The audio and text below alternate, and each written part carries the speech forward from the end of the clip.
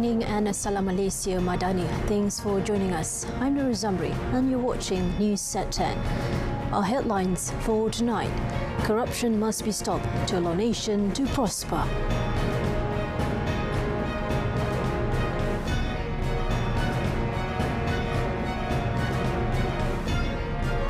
Racial cultural differences are vital elements in unity.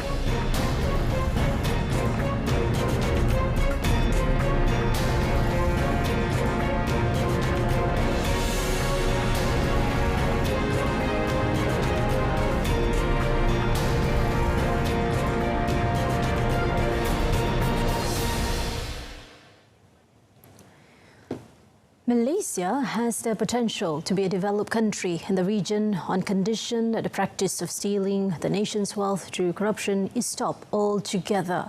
Prime Minister Datuk Seri Anwar Ibrahim said political leaders, high-level civil servants or enforcement agencies must put a stop to corrupt practices. Datuk Seri Anwar stressed that Malaysians must have the courage to reject racism, corruption and abuse of power. Sebab itu, saya tekankan, negara ini mampu naik balik. Saya percaya dan yakin Malaysia punyai potensi yang cukup baik untuk diangkat semula sebagai negara maju di rantau kita. Syaratnya apa, saudara? Hentikan sikap perangai sama ada pimpinan politik atau penjawat awam peringkat tinggi atau badan-badan penguasaan. Mesti dan wajib hentikan amalan rompakan kekayaan negara. Dan saya tidak akan bertolak ansur lagi dengan sikap orang yang menggunakan kontrak atau projek dan mendapat mengambil kesempatan untuk mencari kekayaan. Speaking at Pulau Pinang, Chief Minister Cho Kon Yu's Chinese New Year open house, he said he is confident that the country will be able to achieve progress within a short time if there is a strong spirit of unity among the people to say no to unethical practices.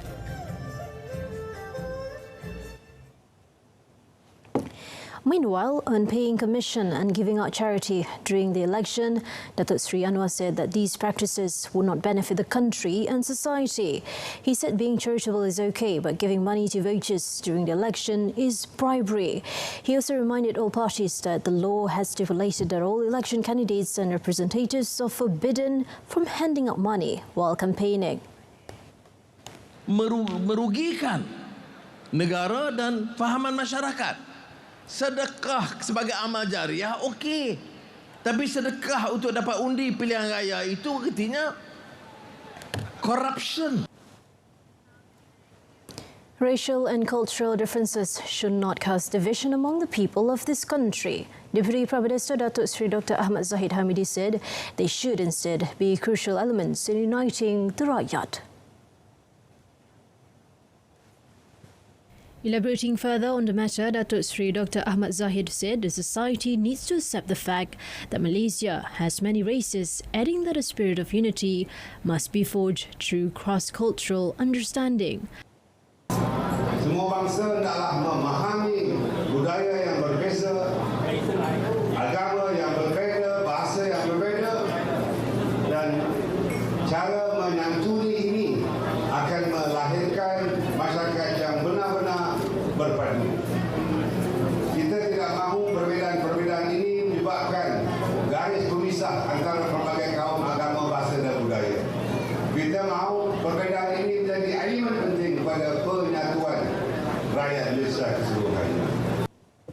Speaking at a Chinese New Year celebration in Hutan, Melintang today, he said under the unity government, the leaders want to reach out to all races and cultures because it is in this situation that the people can celebrate their diversity of a united Malaysian nation that needs to be created.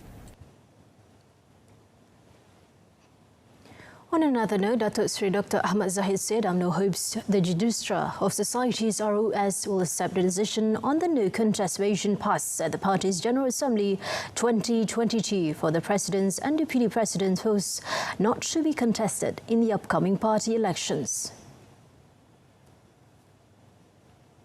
Datuk Seri Dr. Ahmad Zahid, who is also UMNO President, said they had followed all the rules and procedures on the voting process during the recent assembly. He explained that under the Societies Act 1996, ROS must be notified of any motion filed by a registered party.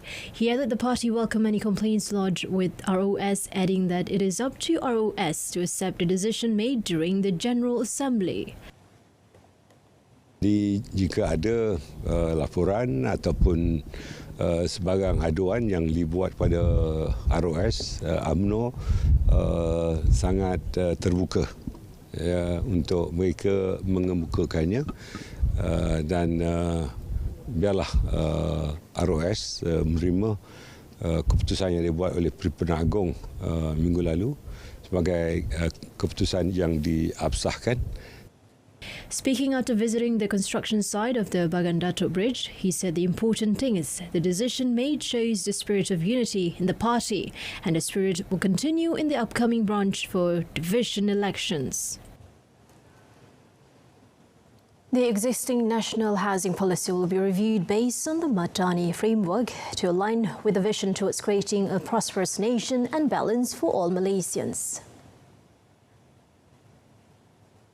The new national housing policy will take into account the various needs of the people according to the culture, customs, religions and scenarios of the multicultural society in the country. This is to strengthen the country's housing development strategy based on the 6 core values of Madani, namely sustainability, prosperity, innovation, respect, trust and compassion. The Local Government Development Ministry said through the new housing policy and more organised planning, as well as with the cooperation of all housing agencies at the federal and state levels and developers, the target of providing 500,000 affordable houses by 2025 can be achieved. The ministry is prepared to review existing initiatives, find new incentive opportunities and facilitate all forms of procedures in the approval of housing development, so as to give space for active participation by private housing developers to provide affordable houses that are of quality for the people. The ministry also said it will look into the housing policies in several countries, particularly Singapore, for its success in providing public housing for 80% of its citizens who are eligible regardless of their race. It said the ministry planned to share with Singapore its knowledge of the development and management of affordable housing.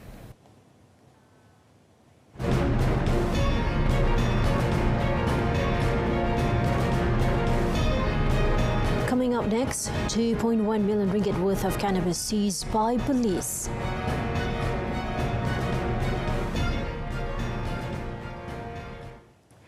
Pulau Pinang police detained 7 men and seized over 840 kilograms of cannabis worth 2.1 million ringgit in a series of raids in the state and Perak last Thursday.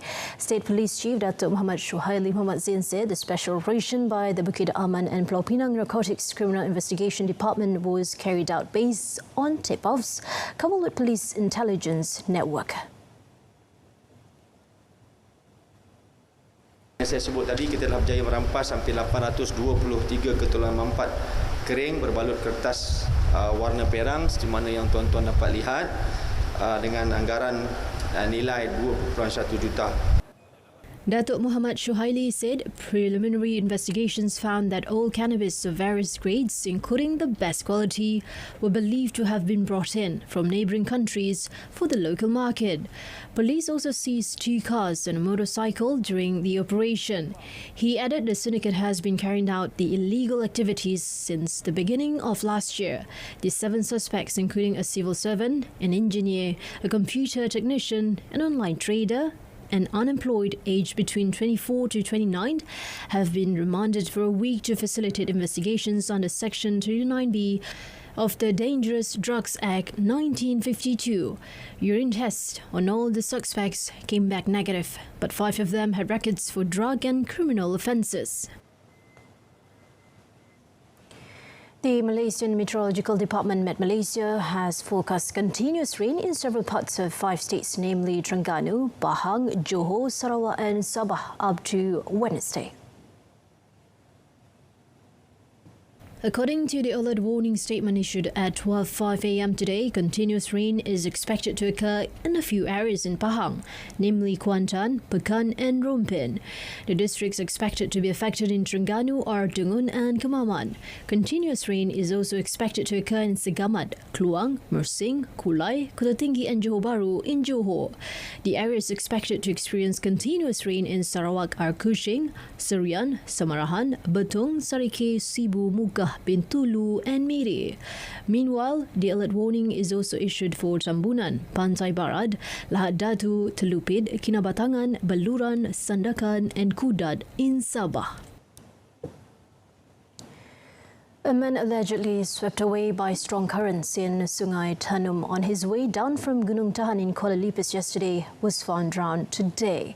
Lipis District Police Chief Superintendent Azli Muhammad Nur said that victim Hanif Harun, aged 47, was found at 11:20 a.m. at about 300 meters from where he was last spotted. The victim, who hailed from Kampung Palu Haji Daud, Kuala Terengganu, was involved in a mountain climbing activity with 9 individuals, each guided by a mountain guide and a porter. The group started their ascent on Friday through the Merapu entrance and was scheduled to return tomorrow.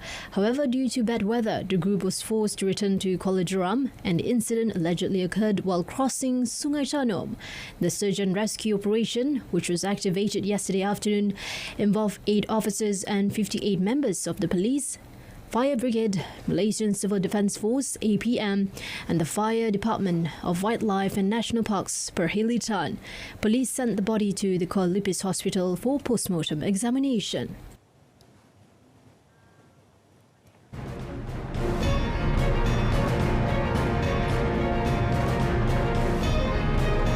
In a foreign front, Yadim expressed support to PM in condemning Quran burning act.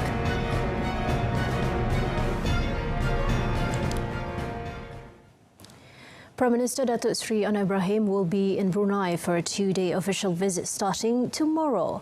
It will be his second official visit abroad since appointed as the country's 10th Prime Minister on the 24th of November. Foreign Minister Datuk Seri Dr. Zamri Abdul Qadir said the Premier is expected to arrive at Brunei International Airport at about 3:30 p.m. tomorrow, and in the evening will attend a dinner with the Malaysian diaspora at the Malaysian High Commission. On the second day of the visit, the Prime Minister is scheduled to have an audience with the Sultan of Brunei, Sultan Hassan Al Bolkiah, at Istana Nurul Iman for a 4-eye meeting. The two leaders are expected to use the opportunity to assess the progress of ongoing cooperation as well as further strengthening relations between the two countries. Semasa lawatan ini juga, Yang Amat Berhormat Perdana Menteri akan menyaksikan satu pemeteraian memorandum persefahaman di antara Lembaga Pelaburan Pembangunan Malaysia atau MIDA dan Agensi Pelaburan Brunei atau Brunei Investment Agency. MOU ini merupakan langkah susulan daripada hasil lawatan khas Paduka Seri Baginda Sultan Brunei ke Malaysia pada 28 November 2022 yang lalu. Ia akan memberi peluang kepada kedua-dua buah negara untuk meneroka potensi pelaburan yang menjadi kepentingan bersama. The meeting will be followed by a royal banquet hosted by the Sultan of Brunei. Yayasan Dakwah Islamiyah Malaysia Yadim expressed its full support to Prime Minister Datuk Seri Anwar Ibrahim in condemning the recent act by Swedish-Danish far-right politician Rasmus Paludan in burning a copy of the Holy Book Quran. Yadim Chief Executive Officer Tuan Kamarul Arif Tuan Suh said the anger and frustration of Malaysians, especially the majority of Muslim population, over the incident was totally justified. He said in a statement that Yadim believes the hate-mongering act does not reflect the majority of Swedish and Danish, as proven in the rejection towards the Stramkurs party led by Paludan. He added such profanity must not be allowed to exacerbate further. He said beside expressing disapproval officially through the existing diplomatic channel, he believes that discourse on Islam and the Quran must be intensified beyond the Muslim realm. Tuan Kamarul Arif also said the message of mercy, compassion and courteousness that Islam propagates through the teaching of the Quran must be upheld profoundly, and any attempt to lure hatred and violence under the false pretext of freedom and human rights must not be condoned. The Kremlin said yesterday that the Ukrainian people would suffer if the West sent tanks to support Kyiv, as a question of whether German-made Leopard tanks will be transferred to Ukraine remain unresolved. The United States and its allies failed during talks last week in Germany to convince Berlin to provide its Leopard battle tanks to Ukraine, a key demand to Kyiv as it tries to breathe new momentum into its fight against Russian forces. Berlin said it would move quickly to allow allies to transfer Leopards in their own arsenals to Ukraine if a consensus was found, but even that appeared to be inconclusive. Kremlin spokesman Dmitry Peskov said the splits in Europe over whether to provide tanks to Kyiv showed there was increasing nervousness within the NATO military alliance. Peskov also dismissed the significance of US sanctions on Russian mercenary group Wagner, saying they would have no practical effect. The White House said on Friday that Wagner, which has been supporting Russian forces in Ukraine and claiming credit for battlefield advances, would be designated a significant transnational criminal organization. A new metro line connecting central Istanbul, Turkey, and the city's new international airport officially opened to the public yesterday, featuring China's-made automated trains that could run up to 120 kilometers per hour. Using trains built by Chinese company CRRC Rungzhou Locomotive, it is the first high-speed metro line in Turkey with a maximum capacity of 1,100 passengers. The trains adopt vehicle reconnection operation technology, which makes the formation more flexible and can adapt to the passenger traffic demand at different times. The newly developed rack-control traction system adapted to the high traction characteristics of large slope can make the trains run more smoothly and comfortably. The 34-kilometer metro line passes through 9 stations in 3 districts of Istanbul and is expected to transport 800,000 passengers per day. Turkey's transport minister said that the line is expected to save about $3.1 million for the country over the next 30 years and will significantly reduce road maintenance costs, air pollution and people's travel time. Traffic lights and computer screens went dark in Pakistan's commercial capital Karachi today after the country was hit by a nationwide power cut due to a major breakdown in its national grid. The Energy Ministry said in a statement the breakdown started around 7:34 a.m. and work was underway to revive the system. Power was out in all major cities including Karachi, Islamabad, Lahore and Peshawar. Minister Khurram Dastagir explained that a voltage fluctuation in the grid occurred between the cities of Jashmuro and Dadu in southern Sindh province, causing the systems to shut down one by one. Dastagir, however, added that this was not a major crisis. Pakistan has enough power installed capacity to meet the demand, especially in winter, when it mostly has a surplus. Backup generators were used to provide uninterrupted electricity for the emergency ward, intensive care units and laboratories. But the country lacks resources to run its oil and gas-powered plants, and the sector is heavily in debt. Inadequate investment in infrastructure and power lines has resulted in the national grid suffering frequent breakdowns. Pricey movie sequel Avatar: The Way of Water topped $2 billion in global box office receipts yesterday, sealing its spot as another hit franchise for the Walt Disney Company. Director James Cameron had said the movie needed to reach the $2 billion mark just to break even. The Way of Water debuted in late December, 13 years after the original Avatar. After 6 weekends in theatres, it ranks as the 6th highest grossing movie of all time, and roughly $1.4 billion of ticket sales have come from international markets outside the United States and Canada.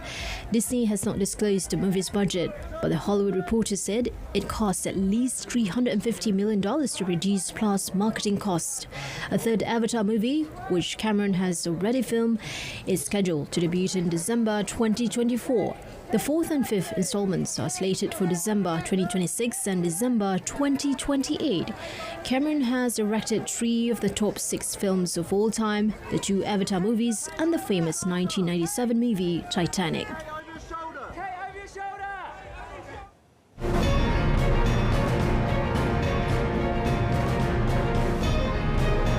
Competition ever fiercer at the top of Premier League. That and more next in sports.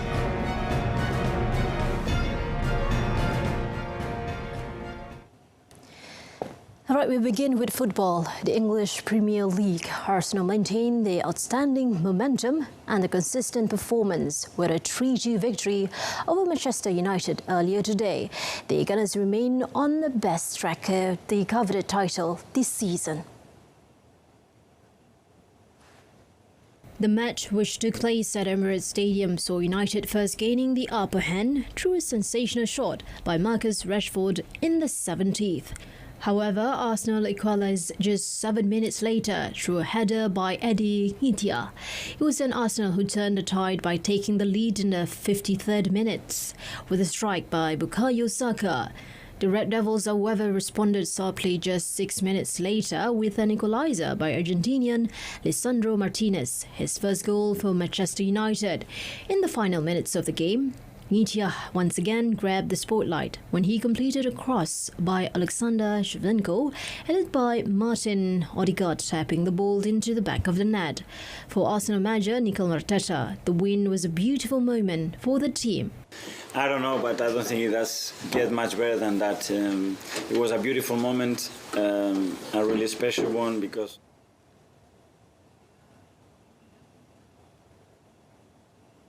On the other hand, United's defeat this morning was heavily disappointing for the club manager Erik ten Hag. The team's high-flying form came to a screeching halt as it was the first defeat for the Red Devils in all competitions since early November. I said before, the team who wants the most will win today, and they were obviously, and of course we had a game in a week and we had some disadvantages, but excuses are not possible on top level. You have to be in the reality, and the reality is that we have to perform, and on some occasions we didn't do, and otherwise we would win this game, or at minimum we should have drawn this game. The defeat resulted in United to drop to 4th in the standings with 39 units, trailing by 11 points behind runaway league leaders Arsenal. Still on English football, Manchester City continues to apply pressure on league leaders Arsenal as Erling Haaland's 4th hat-trick in 19 Premier League appearances seal a 3-0 victory to tame Wolverhampton. Haaland's scoring rate has slowed marginally in recent weeks, but his header from Kevin De Bruyne's scores move him level with the 23rd league goals that saw Mohamed Salah and Son Heung-min share the golden boot with last season. The 22-year-old took this tally to 30 goals in all competitions from the penalty spot early in the second half after Ilkay Gundogan had been upended by Ruben Neves. Wolves then gifted Haaland his hat-trick just 4 minutes later as goalkeeper Jose Sa presented the ball of Riyad Mahrez, who unselfishly squared for his teammate to roll into an unguarded net. Manager Pep Guardiola quickly took the chance to give his star striker a rest as Haaland was replaced on the hour mark by Julian Alvarez to Wolves' relief. Now only 5 points stand between City and Arsenal. Anderson Talisca earned Al Nassr a 1-0 home win over Al Ittifaq early this morning, but the fans that turned up to Misol Park in droves to see Cristiano Ronaldo in action were left disappointed after he was unable to mark his Saudi Pro League debut with a goal.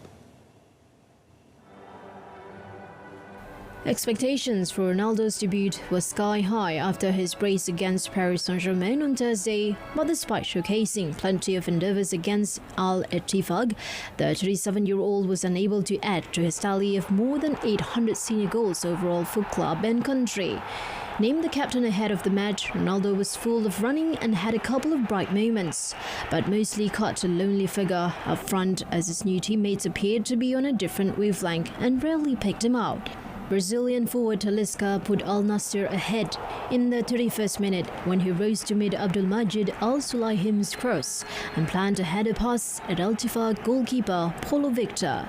Victor was kept on his toes as Pity Martinez, Al Sulaim and Talisca forced him into saves with well-struck efforts from long range in the second half, but Al Nassr were unable to find another goal. Al Nassr's win moved them back into first place in the league standings on 33 points from 14 matches, while Al Ittifaq are in 10th place. Borussia Dortmund snatched a topsy-turvy 4-3 victory over Augsburg yesterday, with striker Sebastian Haller making a substitute appearance following his cancer treatment. Dortmund struck after 29 minutes, with Jude Bellingham weaving a shot through 3 defenders after creating just a bit of space he needed with a superb miser. Asia-based cycling team, the Terengganu Polygon Cycling Team TSG, is betting on its 6 riders in the 5-day tour of Sharjah, which starts this Friday in the Arab Emirates, UAE. The team aims to win 2 podiums and defend the title of the overall champion at the tour. TSG Chief Operating Officer Nasiruddin Wan Idris said the riders selected to take on the challenge included 3 imports comprising Metkal Ayub, Anatoly Budiak and Indonesian Aiman Shahyadi.